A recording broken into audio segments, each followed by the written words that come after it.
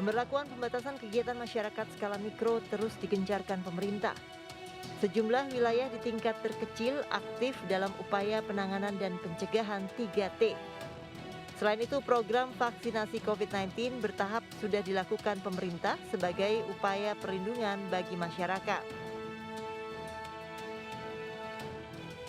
Menurut Satgas Penanganan COVID-19, saat ini kasus COVID-19 di Indonesia mulai melandai. Ketua Satgas Penanganan COVID-19 Doni Monardo bahkan menargetkan Indonesia harus bebas COVID-19 saat perayaan Hari Kemerdekaan 17 Agustus 2021. Telah terjadi penurunan sebanyak 15.000 orang dalam kurun waktu sekitar 1 minggu. Artinya, ada hal yang positif yang telah terjadi yang dilakukan oleh semua pihak dalam pengendalian COVID ini. Mudah-mudahan dengan inovasi dan kerja keras yang tiada henti, kita semua bisa semakin mampu menekan kasus ini. Target kita adalah pada perayaan 17 Agustus yang akan datang, maka kita betul-betul harus bebas dari COVID. Artinya, COVID betul-betul dalam posisi yang dapat dikendalikan. Warga diimbau disiplin menerapkan 5M, yaitu memakai masker, mencuci tangan dengan sabun di air mengalir, menjaga jarak, menjauhi kerumunan, dan membatasi mobilitas.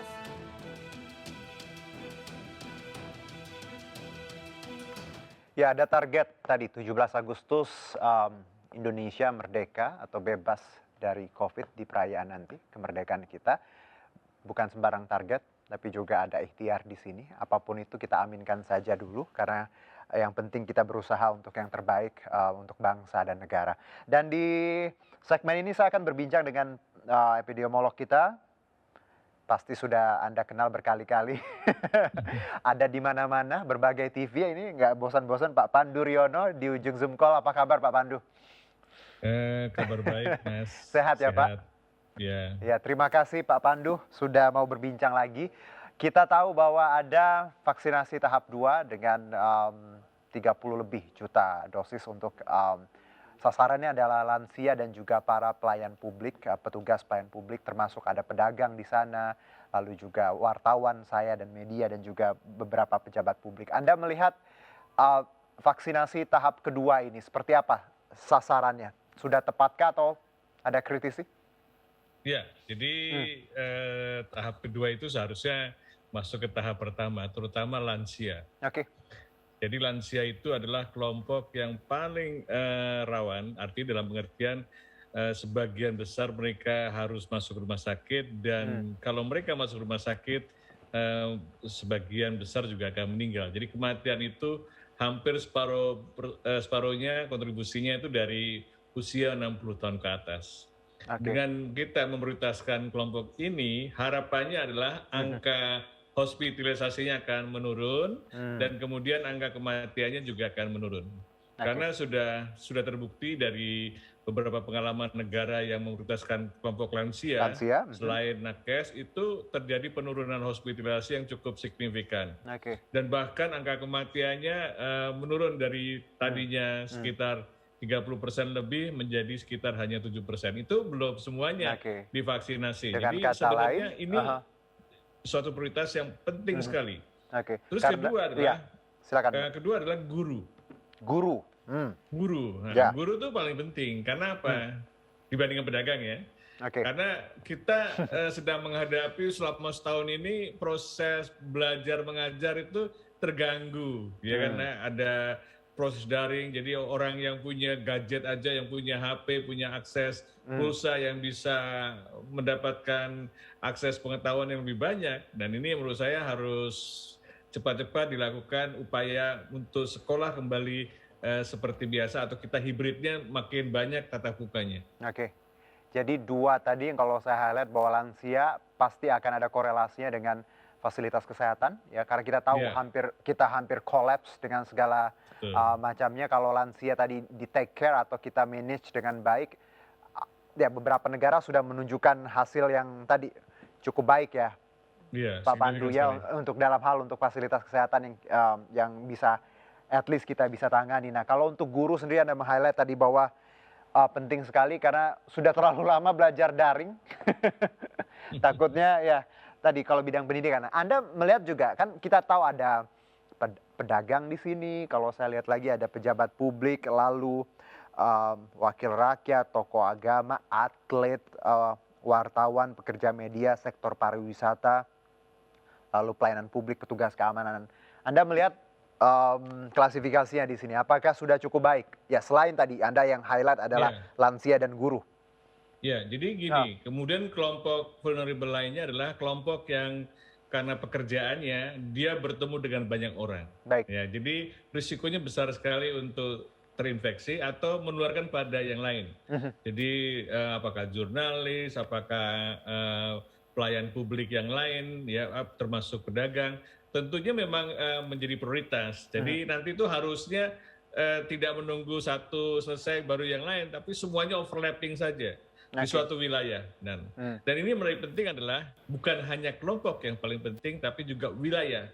Wilayah mana yang paling diprioritaskan adalah wilayah-wilayah yang mengalami pandemi yang luar biasa, seperti Jabodetabek, seperti Bandung Raya, seperti Semarang Raya atau Surabaya Raya. Jadi dengan demikian maka kita bisa menekan secara signifikan karena akan memberikan daya ungkit yang luar biasa dalam menekan transmisi. Karena kalau kita bisa menekan transmisi, kita akan mampu menekan angka reproduktif dan angka yang masuk rumah sakit juga akan turun dan juga akan angka kematian akan turun. Sehingga kita mengalami fase yang kita sebut sebagai pandemi terkendali. Baik. Ini juga Pak Pandu menarik bahwa yang saya baca bahwa memang besarnya sasaran vaksinasi ini terkonsentrasi di 7 provinsi, Jawa dan Bali. Kenapa Jawa dan Bali? Saya baca juga karena memang pertimbangannya 70% kasus COVID ini memang ada di Jawa Bali. Apakah ini memang keputusan yang bijak untuk 70% tadi Jawa Bali 7 provinsinya seperti itu? Ya, kan bukan berarti prioritisasi kan bukan berarti meninggalkan lain, kan? Tapi kan antriannya. Jadi kan kita harus memberikan usaha yang memberikan daya ungkit untuk menekan penularan adalah di mana di area yang sangat tinggi risiko penularannya. Dengan demikian memang ini termasuk yang menurut saya tepat sekali dan Jawa Bali, itu perlu diimplementasikan Jawa Bali. Dan kemudian kita menyasar pada kelompok di luar Jawa Bali, wilayah mana lagi misalnya Sulawesi Selatan atau Medan. Dan ini yang menurut saya menjadi penting karena kita bukan meninggalkan ada provinsi yang diabaikan, tidak. Tetapi usaha strategi untuk mencapai pandemi terkendali, ya begitu caranya. Dan itu juga harus juga dijamin stok dan distribusinya kan, stok vaksinnya dan distribusinya. Itu kenapa pemerintah fokus di tadi 7 provinsi di Jawa Bali karena memang angkanya tinggi di Jawa Bali ya, tanpa mengabaikan wilayah lain Pak Pandu ya. Pak Pandu, kita bicara juga menarik tadi dari Pak Doni Monardo tadi bahwa ada target 17 Agustus ya ikhtiarnya kita bisa bebas. Mungkin nggak sih? Ya. Kan Pak Doni bilangnya 17 Agustus mendatang. Iya. Dia mungkin iya benar. Bukan tahun ini 17. Tapi kita mengasumsikan tahun ini gitu kan. Mungkin tidak tahun ini ya kan karena sasarannya cukup besar dan banyak. Tetapi tahun depan mungkin atau ya harapannya akhir tahun ini kita sudah bisa mengendalikan lah ya paling tidak ya. Betul gitu sehingga ini kan simbolik ya, simbolik 17 Agustus kan hari kemerdekaan. Kita harus merdeka dari penjajahan virus ini, COVID-19. Jadi sebenarnya ya kita tadi kembali lagi ini kan ikhtiar usaha ya Pak Doni ya, Pak Doni lagi, Pak Pandu bahwa harus kita ya apresiasi kerja bareng walaupun tadi memang it takes time. Walaupun nggak tahun ini, tapi at least tadi. Saya senang loh kalau sudah pasang target gitu senang. Karena selama ini seperti nggak punya tujuan. Kalau punya target, nah sekarang bagaimana mencapai target itu? At least kita punya goal, kita punya tahu jalannya ke arah situ ya, Pak Pandu ya. Betul. Nah Pak Pandu, kita tahu ini vaksinasi tahap kedua, ada tahap-tahap selanjutnya.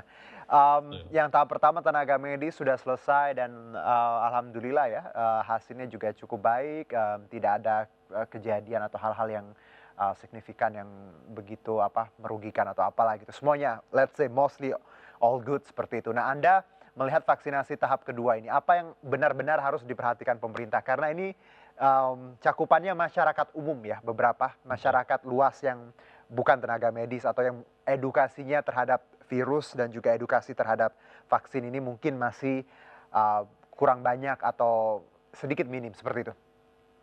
Ya, yang masyarakat khawatirkan kan pengaruh lain daripada vaksin ya. Kalau efek perlindungannya semuanya ingin gitu kan. Mereka khawatir sekali kalau ada efek yang tidak diharapkan. Betul. Dan menurut saya dengan jenis vaksin yang kita sekarang pakai ini itu yang paling aman dari semua jenis vaksin. Karena selama ini tidak pernah dilaporkan adanya efek yang merugikan. Ini kan teknologi yang sudah kita buat sejak tahun 1950 dan dipakai untuk vaksinasi dasar dan banyak sekali vaksinasi juga pada orang dewasa yang menggunakan teknik yang sama. Jadi vaksin yang ini kalau untuk keamanan paling aman. Paling aman. Dan jadi jangan khawatir kalau ada gilirannya. Jangan ragu.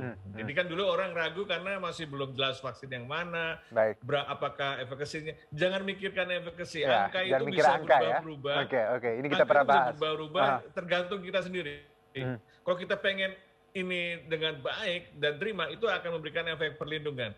Semua vaksin memberikan efek perlindungan yang menurut saya lebih dari 70%. Baik, jadi sudah banyak sekali justifikasi dari epidemiolog, tenaga medis ya, even Pak Presiden sendiri. Jadi ayo kita sama-sama tadi berani vaksin karena ini manfaatnya bukan untuk kita sendiri ya. Pak Pandu ya, untuk keluarga, untuk orang-orang di sekitar kita. Untuk masyarakat. Kalau saya melihatnya gini, kita sebagai warga negara mempunyai kewajiban bela negara. Dengan vaksinasi bahwa kita sebenarnya membela negara kita. Makanya kan dikaitkan dengan 17 Agustus, kemerdekaan dan sebagainya. Jadi jangan ragu-ragu lah bahwa ini bukan untuk menimbulkan masalah baru, tapi untuk menyelesaikan supaya pandemi ini bisa selesai dengan cepat. This is a new way for us to contribute ya, Pak Pandu. Untuk nantinya 17 Agustus yang akan datang, walaupun nggak disebutkan. Pak Pandu, terima kasih atas waktunya. Ya. Sehat-sehat, kita tunggu nanti lagi perbincangan ke depannya. Semoga akan banyak kabar baik, Pak Pandu ya. Terima kasih, sehat-sehat Pak. Betul, akan datang kita harus jauh lebih baik dari sekarang. Amin ya Allah. Baik, sampai jumpa Pak.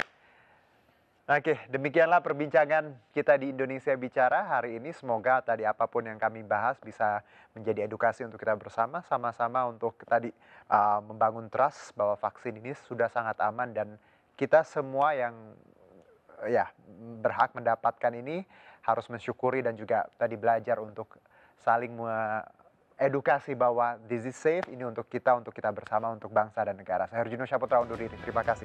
Sampai jumpa.